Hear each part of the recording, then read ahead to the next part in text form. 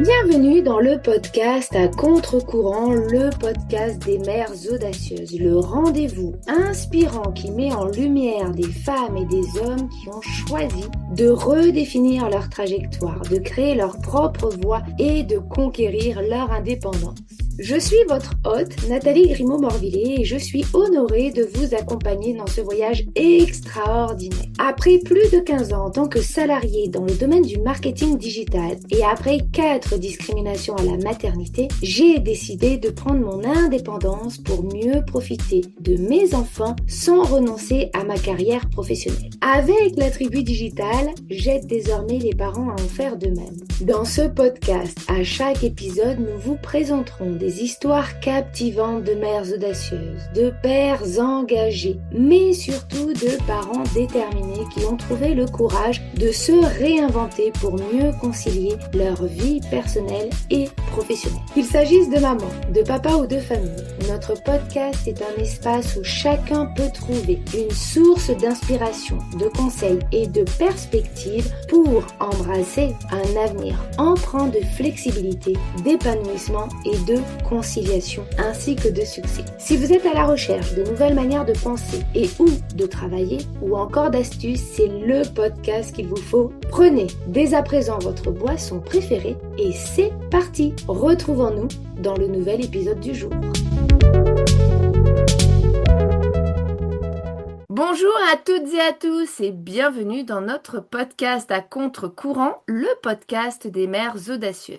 Et si on décidait de vivre une vie en totale cohérence avec nos valeurs profondes? Une vie au rythme de la nature, du cœur et du respect de soi. Mon invitée du jour a fait ce choix. Maman très jeune, elle a voulu offrir à son enfant une vie de liberté, de voyage et de liens sincères. Aujourd'hui, installée dans les Hautes-Alpes, Equi-coach et créatrice de stages au féminin, elle œuvre chaque jour pour accompagner d'autres femmes à se reconnecter à elles-mêmes. Mais surtout, elle incarne ses valeurs pour mieux les transmettre à ses filles. Dans cet épisode, Marie nous raconte son cheminement, ses choix, ses doutes et la puissance d'une vie choisie. Bonjour Marie, quel plaisir de t'accueillir dans ce nouvel épisode. Et bonjour, merci à toi de m'accueillir, je suis ravie. Avec grand plaisir. Alors pour commencer, est-ce que tu peux te présenter à celles et ceux qui nous écoutent ? Oui, alors je m'appelle Marie Souche, je suis mariée, donc je porte le nom de mon mari depuis 2021. Je suis passionnée par la nature, les enfants, et aussi le développement personnel et la spiritualité depuis que je suis toute petite. Avec mon mari, voilà, c'est vrai qu'on a la chance de partager les mêmes valeurs et de s'épanouir depuis plusieurs années ensemble dans notre vie de famille.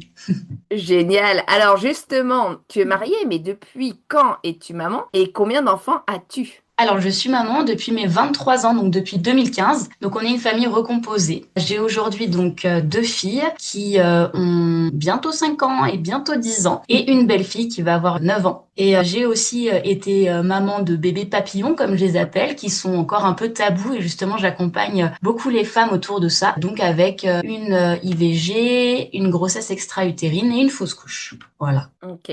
Ouais, effectivement, des moments qui sont difficiles, souvent pour nous, les femmes. Peux-tu nous raconter comment nous nous sommes rencontrés ? Alors nous, on s'est rencontrés grâce à Isabelle du Colibri Digital. Elle m'a aidée, elle m'a accompagnée à un moment dans ma communication sur mon activité, à développer un programme en ligne. Et donc, c'est comme ça qu'elle m'a parlé de toi et de ton podcast. Exactement, Isabelle est une maman qui est très investie dans la communauté de la tribu digitale. Si tu étais une femme à impact connu, qui serais-tu ? Mais surtout, pourquoi ? Alors déjà pour moi c'est très dur d'en choisir une parce qu'il y en a beaucoup qui m'inspirent. Donc j'en ai mis 2. Mais je pourrais en mettre encore plein. La première, ça me fait rire de dire ça, mais c'est Pocahontas. Moi quand j'étais petite on m'appelait Pocahontas et donc elle a réellement existé. Moi je l'ai connue grâce au dessin animé, mais je trouve qu'elle a un parcours inspirant avec l'ouverture d'esprit dont elle a fait preuve au moment de rencontrer les colons et elle a un peu servi de trait d'union entre son peuple, l'Occident, entre la culture et c'est vrai que l'histoire romancée où elle évite une guerre par amour, je trouve ça très beau. Et puis j'aime ces animaux de compagnie dans le dessin animé et sa connexion à la nature. Pour moi, ça a été vraiment aussi un modèle auquel j'ai eu du mal à m'identifier parce que je me disais, mais Marie, tu n'es pas indienne, donc on se calme, tu ne peux pas avoir cette connexion aux animaux, aux vivants et tout ça. Donc elle m'inspire beaucoup. Et la deuxième, Linda Kohanov, qui est peut-être pas très connue, je sais pas si tu la connais toi. Pas du tout. Je pense pas, voilà. En général, elle est très connue dans mon milieu. Elle est pionnière, en fait, sur tout ce qui est développement personnel avec les chevaux. Et elle vit aux États-Unis. Elle lance aussi des études avec des instituts, des universités sur l'effet bénéfique des chevaux avec les humains. Donc, elle commence à créer des études scientifiques aussi pour appuyer ses recherches et puis tout ce qu'elle a vécu. Et donc, elle est formatrice et tout ça. Elle m'inspire beaucoup.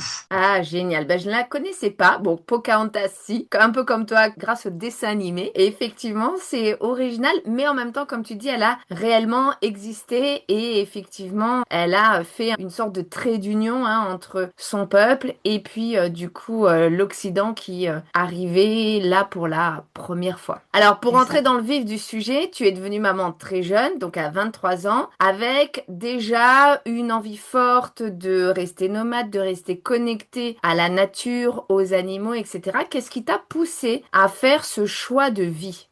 En fait, moi, je voyage depuis mes 16 ans, donc seule. J'ai eu la chance d'avoir une maman très confiante qui m'a autorisée à partir au Maroc avec ma meilleure amie. Et après ça, je suis retournée beaucoup. Ça m'a vraiment forgée et je pense que ça m'a beaucoup fait grandir les voyages. Et lorsque je suis tombée enceinte, alors je dis tombée parce que vraiment l'expression est bonne. J'avais 23 ans, ça a été accidentel, on n'a pas fait exprès. Et donc on était en pleine saison en Corse. Donc notre rythme de vie, c'était d'être saisonnier. On vivait même en camion et on voyageait aux intersaisons. En fonction des saisons d'hiver, on prenait un petit appartement. Les saisons d'été, on était en camion. Enfin voilà, très très nomade. Et son papa, il a voulu que j'avorte. Et donc c'est vrai qu'au niveau sociétal, on n'avait pas du tout les conditions idéales pour accueillir un enfant. On n'avait pas de logement fixe, pas de travail fixe, pas de chambre à bébé. Enfin voilà, vraiment, il y avait rien qui collait. Et lui, il avait beaucoup moins voyagé que moi. Il était aussi un peu embêté d'être bloqué par un bébé. Et donc je lui ai dit, bah écoute, moi je suis sûre qu'on peut faire les deux. Et donc je lui ai un peu lancé le challenge. Finalement, lui avait aussi cheminé de son côté et puis il avait accueilli aussi ce bébé. Donc on a décidé de l'accueillir et de continuer de voyager tout en ayant un enfant. Donc on a beaucoup voyagé avec elle. Elle a déjà beaucoup d'itinéraires à son compte. On s'est séparés entre-temps. Donc ce n'est pas mon mari actuel. Il continue de voyager aussi avec elle. Voilà. Donc c'est vraiment comme ça qu'on l'a accueilli et pour moi ça faisait vraiment partie d'un choix de vie, quoi.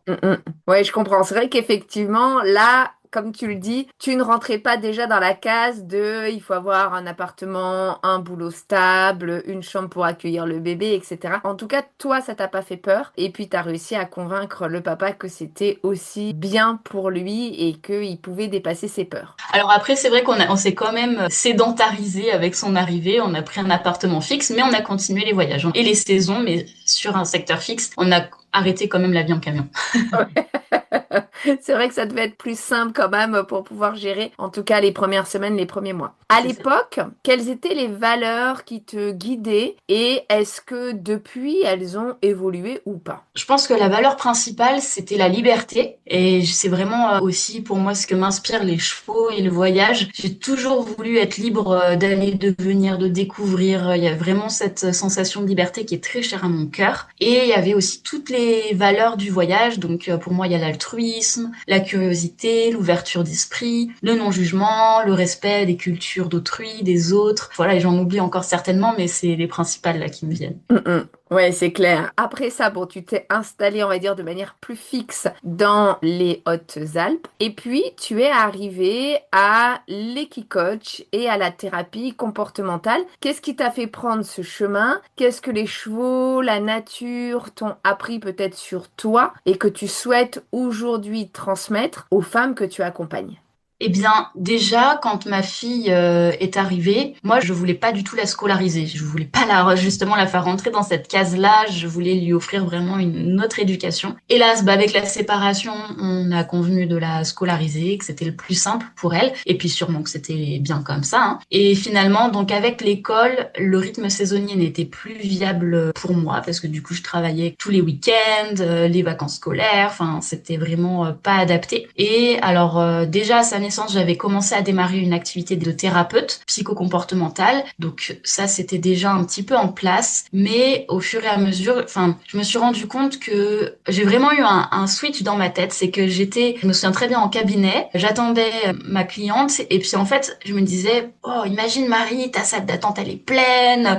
Voilà, ça déroule comme ça toute la journée. Parce que donc j'étais au début, hein, donc ça marchait pas très très bien. Et puis je disais, ouais, bah, tu serais contente?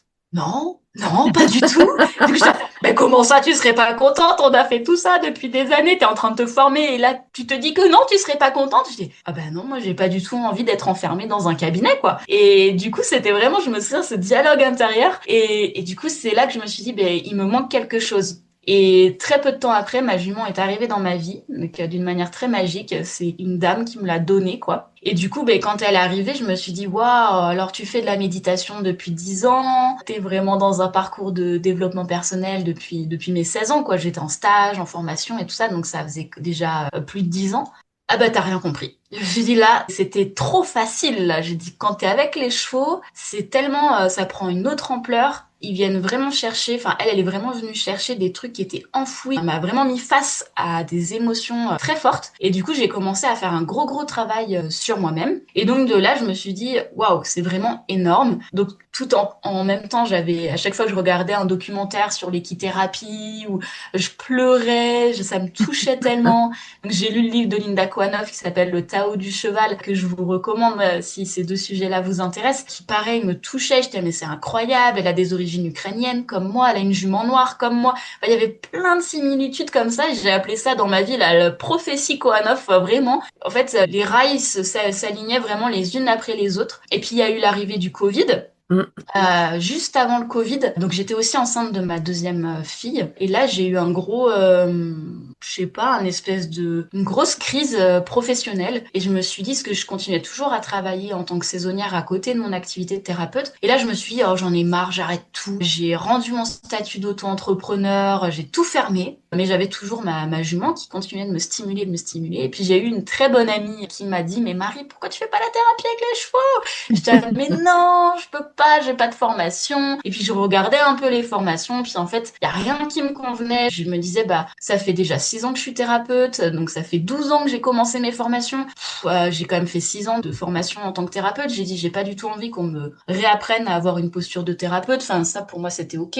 Ça coûtait une fortune. Bref. Donc j'avais sûrement des choses à apprendre, mais ça collait pas. Et du coup, finalement, elle m'a dit, ben, moi je veux bien être ton cobaye. Et donc de fil en aiguille, j'ai eu comme ça plusieurs amis qui ont été mes cobayes. Et tous mes outils de formation ont pris leur place. Donc ça faisait aussi des années que je les pratiquais, mais ils ont trouvé leur utilité aussi dans l'accompagnement avec les chevaux complètement. Donc j'étais pas démunie, à part j'ai trouvé que ça ressemblait un peu aux constellations familiales par moment. Je me suis dit tiens, je vais un peu me renseigner là-dessus, et bim, à ce moment-là, une femme médecine, donc une femme chamane qui propose sa première formation en constellation. J'ai dit bon bah allez bingo. Donc je me suis formée dans cet accompagnement. Donc pour reprendre ta question, ce que les chevaux m'ont appris sur moi, justement, c'était ce côté d'aller en profondeur, à l'essentiel aussi. Parce que parfois le mental, il est très doué pour distraire finalement de l'essentiel de notre blessure, par exemple.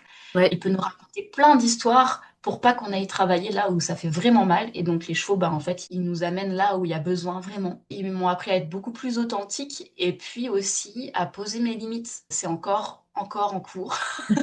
Avec mon deuxième cheval qui est un gros lourdeau énorme, c'est un gros cheval de trait qui se prend pour, je sais pas, un chien, quoi, donc qui est très proche, qui est tout le temps en train de m'envahir. Donc voilà, j'apprends encore là à un autre niveau à poser mes limites. Et puis ma jument, elle m'a aussi appris à être dans la confiance, à lâcher prise, ouais, à me faire confiance, et à lâcher des attentes, des constructions que je pouvais avoir sur une relation avec un cheval et tout ça.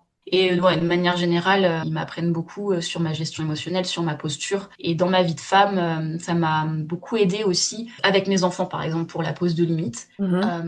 Et puis à vraiment faire confiance aussi à mon instinct, à mon intuition. Ça, c'est aussi vraiment quelque chose qu'ils m'ont transmis de par la relation, quoi.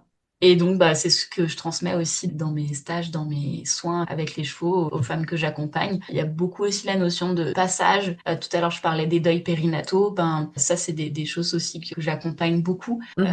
et sur tout ce qui est liens familiaux, aussi la reconnexion à ses émotions, à son corps. Parfois, quand on a vécu des traumatismes ou quand on a une trop grande sensibilité en tant que femme, on peut avoir tendance à couper, à verrouiller, à se mettre beaucoup, beaucoup dans son masculin, être beaucoup dans le faire, beaucoup dans le mental, etc. Donc, ça, les chevaux aussi aident beaucoup pour ça. Waouh, en tout cas, merci de ce partage. Aujourd'hui, comment tu arrives à concilier un peu justement tous tes aspects de femme, c'est-à-dire la maternité, la vie de famille, le développement aussi de ton activité qui reste aligné à tes valeurs? Ben, j'y arrive comme je peux. Ça veut dire que c'est pas toujours très facile. Je préfère être transparente justement parce que c'est pas évident tous les jours. J'ai encore un petit boulot salarié qui me permet d'avoir tous mes week-ends, mes mercredis et mes vacances scolaires. Et du coup, ce qui fait que je m'occupe beaucoup de mes enfants. Alors, j'amène beaucoup mes enfants avec moi. Et ça, c'est aussi important pour moi. C'est quelque chose qui est un peu tabou en France, qui est mal vu aussi, d'avoir ses enfants au travail. Mm. Alors, quand je suis en soins, elles sont pas avec moi en séance parce que c'est quelque chose de très intime qui se passe pour la personne. Mais ça m'est arrivé, là, au début des vacances scolaires, la personne, elle voulait vraiment une séance à cette période-là. J'ai dit, bah, ok, mais j'aurai mes enfants pas très loin. Donc, elles ont joué sur un petit bout de terrain à l'ombre et elles savent qu'elles viennent pas me déranger. Mais en tout cas, elles baignent aussi dans cet univers-là. Pareil pour parfois les stages. Elles m'aident à installer. Elles me cueillent des bouquets de fleurs pour les cercles de femmes. Enfin, voilà, elles connaissent très bien, en fait, tout ce que je propose et elles baignent aussi là-dedans. Et ça, je trouve ça vraiment important pour moi. Mm. Au tout début, quand j'ai eu ma première fille et que je donnais des cours de méditation et de relaxation, elle venait avec moi, elle avait 2, 3 ans, elle prenait ses petits jouets à côté, puis elle était là. Alors je disais aux gens, bah, peut-être qu'il y aura des petits bruits parasites, mais ça vous entraîne, c'est bien. Et c'est vrai que je trouve que c'est une chance d'avoir ce métier-là et de pouvoir justement les mettre en contact avec la nature, les chevaux, avec mes pratiques, le sacré aussi, et pas être simplement dans un bureau avec des temps très cloisonnés, vie de bureau, vie de famille. Donc pour moi, c'est un peu plus des vases Mélanger. communicants. Mm. Moi, j'ai un peu comme toi, alors je travaille pas autant dans la nature, même si, comme je t'expliquais, on vit à la campagne. Mais par contre, effectivement, les enfants viennent dans mon bureau. Souvent, je suis en visio. Ma fille, la plus petite, vient dessiner, lire un livre, etc. Donc, elle entend ce que je fais, elle écoute les discussions, elle reste silencieuse. Je lui dis quand je suis en visio, par contre, pas de bruit parce que voilà. Et en fait, c'est assez marrant parce que parfois, quand je parle d'une maman ou autre, en fait, ils savent, ils connaissent, ils disent, ah oui, la maman, machin, etc. Et en fait, ils sont un peu comme toi, baignés dans l'activité. Et les quatre, hein, qu'ils soient plus grands ou plus petits. Et en fait, ils s'intéressent énormément. Et puis, ma plus petite, elle m'a déjà dit, ah, moi, je reprendrai hein, la tribu digitale quand je serai grande. Je lui dis, écoute, on verra. Mais elle est déjà au taquet du genre, Excellent. je serai ta suite. J'ai fait, bon, on verra, ma chérie. Peut-être que tu auras changé d'avis d'ici là. Ah bah oui. Ouais, c'est drôle parce que ma fille, elle m'a dit, donc ma grande qui a 9 ans et demi, elle m'a dit, mais maman, toi, t'as pas réussi à réaliser ton rêve professionnel.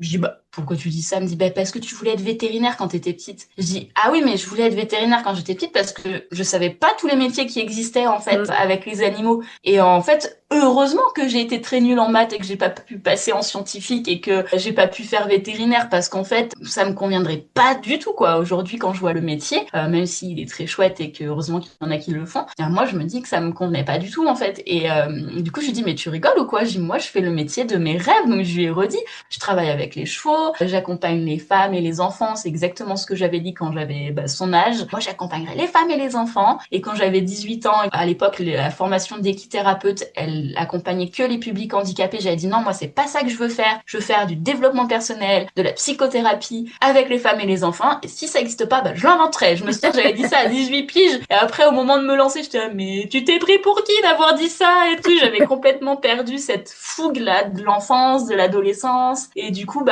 je lui ai dit, moi, je te souhaite de créer vraiment le métier que t'aimes. Et en fait, on le sait aujourd'hui qu'il y a plein de métiers qui vont être inventés, qui n'existent Mm. pas encore. Et donc, moi, je suis très heureuse de pouvoir leur montrer que j'ai fait mon chemin avec ce qui me plaisait depuis toujours, quand même, depuis l'enfance, les animaux, être dans la nature. Et puis, ce que j'ai développé avec mon parcours de vie, mes autres sensibilités qui sont plutôt développées dans l'adolescence, et que j'ai réussi à mêler tout ça et à en faire un métier passion. Génial, ouais, c'est vrai que c'est absolument génial de pouvoir montrer à ses enfants parce qu'on dit souvent ne fais pas ci, ne fais pas ça, mais en fait les enfants font aussi ce qu'on fait et donc c'est vraiment à nous de montrer quelque part l'exemple. Alors justement, si tes filles devaient retenir une seule chose de l'exemple que tu leur donnes, ce serait quoi d'après toi? Je pense que ça serait la fidélité à soi-même. de rester intègre, fidèle à ses valeurs. On parle beaucoup de valeurs là depuis tout à l'heure. Ouais, libre d'être elle-même. Je parlais de la valeur de la liberté qui est aussi chère à mon cœur. Donc, ouais. Génial, en tout cas, super. Pour les auditrices ou même les auditeurs qui nous écoutent, qu'est-ce que tu dirais, par exemple, à une maman qui a peur de se lancer dans une vie qui serait beaucoup plus alignée que celle qu'elle vit actuellement? Bah, je dirais que l'inconnu fait peur. Ça, Ouais. c'est vraiment connu que l'inconnu fait peur. Que sortir d'une zone de confort, c'est terrifiant et qu'en même temps, si on regarde bien cette zone, elle est pas si confortable que ça. Mm. C'est en faisant ce petit pas dans le vide, là, comme dans Indiana Jones, où il va poser le pied et c'est là que la marche apparaît. En faisant ces petits pas qui peuvent paraître énormes, hein, d'ailleurs. En fait, je trouve que ça demande de la foi et de la confiance en soi, d'abord, puis en la vie. Et je dirais qu'elle a tout à y gagner. Ouais, même si c'est inconfortable par moment, même si ça fait peur. Vraiment être aligné avec soi-même et couper avec des injonctions qu'on a pu recevoir, qu'elles soient familiales, sociétales, scolaires. Moi, si j'avais suivi ce qu'on m'avait dit à l'école, je serais bonne à rien. J'ai failli redoubler toutes mes classes jusqu'au lycée, à finir avec un bac, les doigts dans le nez, et des 19/20 parce qu'en fait, j'avais trouvé des matières qui me plaisaient et que j'avais mûri et que j'avais pris confiance en moi. Et donc, je pense que ça, c'est vraiment une clé importante de travailler sur l'estime et la confiance en soi pour oser, quoi. Ah oui, c'est clair, tu as tout à fait raison, effectivement. En tout cas, merci beaucoup aujourd'hui pour ta disponibilité, puis pour cette interview passionnante. Pour la terminer justement, est-ce que tu as une réussite ou un moment particulier à nous partager, bien sûr en relation avec le sujet du jour? Ben, mérité, je dirais. Enfin, en tout cas, récolté de par mes choix de vie. C'est qu'on a des chevaux et c'est quand même très lourd au quotidien de s'occuper des chevaux, même pour mes enfants. Sur le temps là de vacances scolaires, je passe beaucoup de temps à aller faire des clôtures, à m'occuper des chevaux. Ça prend vraiment beaucoup de temps et d'énergie. Et donc parfois, il y a même ma grande qui est un peu en rejet des chevaux. Et donc la semaine dernière, on a dû les déplacer 2 fois entre 2 villes. Donc on a passé 2 heures et demie à les déplacer. Et c'est de voir toute ma petite tribu sur mes chevaux, moi et mon mari à pied, que ce soit sous le grand soleil et dans la montagne, c'était magnifique. Et puis sur le trajet, c'était sous la pluie, dans l'orage. Et en fait, elles étaient là et on a partagé des super moments. Donc même si c'est pas professionnel, je veux dire que quand même, les chevaux dans ma vie, c'est vraiment hyper précieux. Ça soude aussi ma vie de famille. Ça amène des souvenirs magnifiques, en tout cas chers à mon cœur, avec un sentiment de réussite, quoi. Qui est pas là où on pourrait l'attendre, qui est pas du tout derrière un nombre de followers ou un chiffre d'affaires, quoi. C'est vraiment le cœur tout gonflé de cette image de voir ma famille avec mes chevaux ensemble et ça passe pour moi avant mon entreprise et c'est très précieux. Waouh, en tout cas, merci beaucoup pour ce partage et puis merci infiniment pour ton témoignage d'aujourd'hui, ta sincérité et puis ton énergie. Ce que je retiens de notre échange aujourd'hui, c'est qu'il est possible de créer une vie professionnelle qui respecte profondément qui on est, qu'on n'a pas besoin de choisir entre maternité, liberté, entre stabilité et aventure ou encore entre amour et indépendance. Mon invité aujourd'hui incarne cette idée qu'on peut transmettre par l'exemple et que la plus belle manière d'élever ses enfants, c'est aussi de s'élever soi-même. Merci à elle pour ce témoignage vibrant et à vous, chères auditrices, chers auditeurs, d'avoir partagé ce moment avec nous. Et d'ailleurs, si cet épisode vous a parlé, n'hésitez pas à le liker, le commenter ou tout simplement à le partager à une maman qui en aurait besoin. Qui sait, vous pourriez être à l'origine d'un changement radical. Et en attendant notre prochain épisode, je vous souhaite à toutes et à tous une très belle journée, après-midi ou soirée et surtout, prenez soin de vous.